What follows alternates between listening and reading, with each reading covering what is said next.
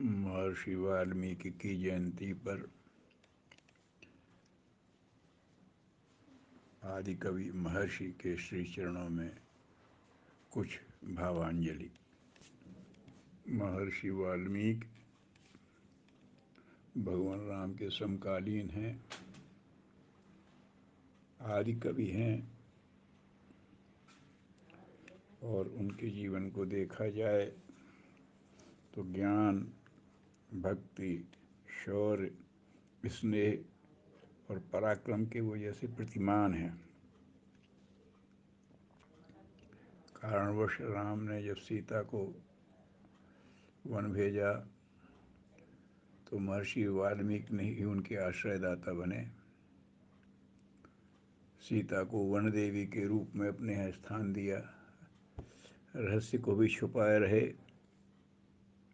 और उनके साथ पूरा न्याय भी किया। लव कुश को ज्ञान से लेकर के और शौर्य, युद्ध कला जो सिखाई वो महर्षि वाल्मीकि के ही आशीर्वाद का परिणाम थी, जिसने राम की पूरी सेना को अचंभित कर दिया। तो ऐसे आदि कवि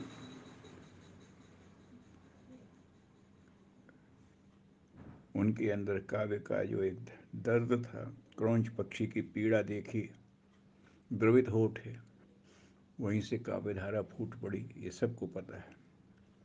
तो आदि कवि नहीं, जैसा कि कहा, ज्ञान, भक्ति, शौर्य, स्नेह, पराक्रम, ये सब उनमें जैसे कूट कूट के भरा था।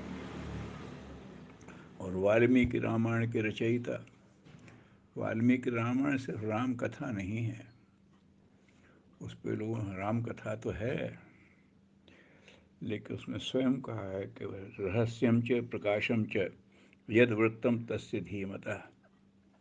उन बुद्धिमान की उसमें जो वृत्त दिया उसमें रहस्य पक्ष भी है और प्रकाश पक्ष भी है। जो सहज कथा लोगों को समझ में आ रही है वो प्रकाश रूप है, उसका रहस्य पद पक्ष पे अनुशीलन अभी भी लोग कर रहे हैं। उनकी शब्द रचना पर, उनकी वाक्य रचना पर, उनकी उपमाओं पर बड़े बड़े गहरे शोध कार्य लोग कर रहे हैं। उनकी बहुअर्थी बात है, काव्य प्रवाह अद्भुत है। बाद में भास, कालिदास, व्यास, तुलसी, इनका लोगों ने संशोधन किया, तो ये सब ने वाल्मीकि रामायण से ही जैसे काव्य की प्रेरणा ली और अपने समय के अनुरूप उसको स्वरूप दिया। उनकी कथन शैली, उनकी वाक्य रचना, ये सब उसी से जब लोगों ने रिसर्च किया तो पाते हैं कि वो ऐसा ही है। अध्यात्म रामायण एक चल रही है, उसमें भी कथन शैली, श्लोक रचना तो वाल्मीकि रामायण के अनुरूप है। तो आदि कवि यूँ ही नहीं है, जितनी भी काव्य रचनाएं हुई हैं वो सब आदि कवि के काव्य प्रवाह का अनुशीलन करके उसी के कुछ अंश को अपने बांधने का लोगों ने प्रयास किया। लेकिन सिर्फ काव्य भाग नहीं है, उनका जो रहस्य पक्ष है उसमें तमाम मंत्र हैं। सीता मंत्र, राम मंत्र, लक्ष्मण मंत्र, हनुमान मंत्र, देवी मंत्र, दिव्य स्तुतियाँ, वो भी उसमें मिलते हैं। उनका ही पक्ष वो है।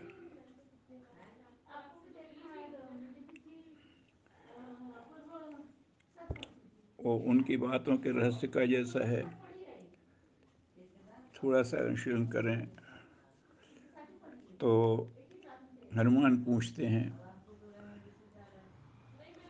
आप कौन? हालांकि हनुमान सीता को पहचान चुके थे कि ये सीता ही हैं। वृक्ष में बैठे हुए उन्होंने रावण से बातचीत की तो समझ गए थे, लेकिन फिर भी पूछते हैं कि आप कौन? तो सीता का वो दिव्य रूप, रहस्यमय स्वरूप प्रकट करने का भाव उसके पीछे था।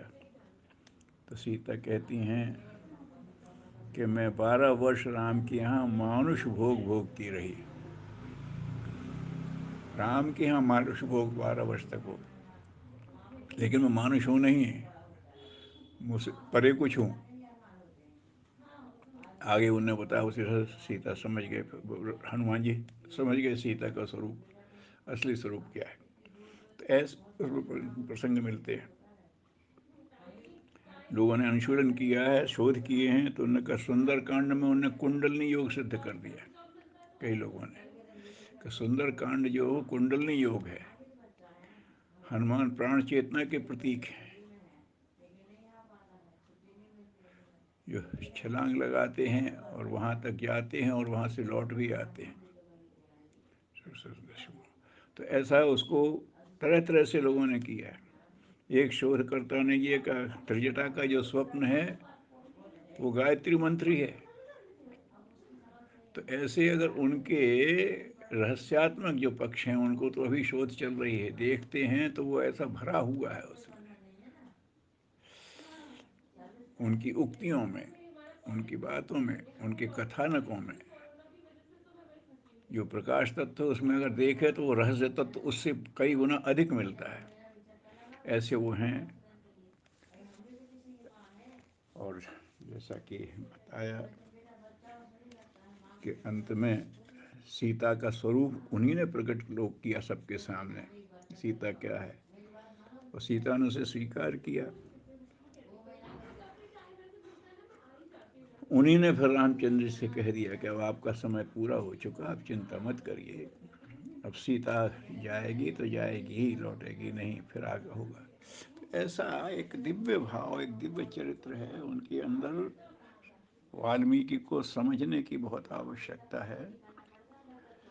यूँ तो कह ही देते हैं कि जीवन बदल दिया और रत्नाकर से वाल्मीकि हुए, इस पर कुछ लोग शंका भी करते हैं, सही भी कहते हैं। ये सबको भूल जाएं तो उनकी जो रचना है रामायण, उसमें राम को उन्होंने मर्यादा पुरुषोत्तम सिद्ध किया है। उनके अवतारी तत्व को बराबर दबाए रहे हैं, कहीं कहीं झलक तो मारते हैं, लेकिन अंत में जब रावण से विजय दिलाते हैं तब उनको ज़्यादा के जाके मर्यादा पुरुषोत्तम के रूप में स्थापित करते हैं। तो ये उनकी विशेषता रही है कि उस रहस्य को छिपाए रखना और धीरे धीरे घटनाएं ही बोलें। अरे कवि ने स्वयं बोल दिया तो फिर क्या रह गया, घटनाओं को देख करके लोग अनुमान लगाएं कैसा है। गुरुदेव लेखन सत्र में बताते थे कि अपना मत कभी प्रकट मत करो, लेकिन जो प्रकट करना चाहे तो उसके पक्ष में इतने तर्क तथ्य प्रमाण उसका वैरी करो कि पढ़ने वाला वही निष्कर्ष निकाल ले। ये लेखन की विशेषता है। तो ऐसी लेखन की विशेषता महर्षि वाल्मीकि में मिलती है। ऐसे महर्षि को जिन्होंने वर्ण आश्रम व्यवस्था को सही रूप दिया, जातिवाद को एकदम किनारे कर दिया, जो जहाँ से है वहीं से आके बढ़ कर के परम गति तक जा सकता है, ऐसा उनके जीवन से मिलता है। ऐसे महर्षि को शत शत प्रणाम। उनसे सभी लोग प्रेरणा लें, सही दिशा प्राप्त करें और जीवन को सद्गति की दिशा में चलाएं। ओम शांति।